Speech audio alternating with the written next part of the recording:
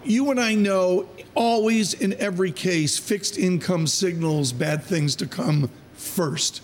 Is it signaling the gloom that's so pervasive now? Is fixed income signaling recession, inversion, and all these other bad things? I think fixed income is signaling that the Fed is pretty well priced here. I think the fact that the curve is flattening is telling you that the Fed is going to hike to neutral and then stabilize.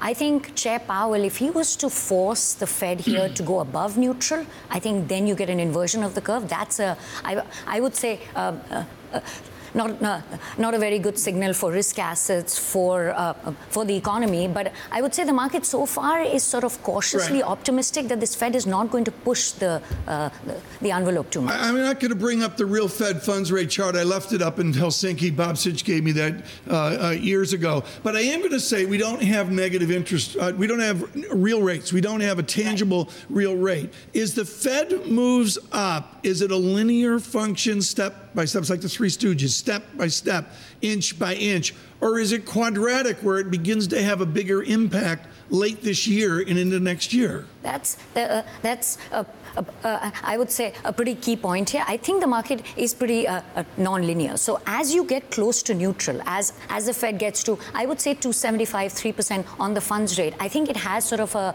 exponential impact on risk assets, on, I would say, risk premium, on equity markets. So you talk about this sort of quadratic function. I think it's really as you lead up to neutral. And that's why I thought Chair Powell's comments yesterday, it's all about neutral. I think that's the key issue. The market really doesn't know what neutral is. It's an immeasurable quantity. We know productivity is not picking up. We know labor force participation is not really picking up. So if that does not pick up, if long-term growth for the US is really stagnant, then I would say neutral rate is anywhere from 2% to 3%. So we're really entering into this neutral zone.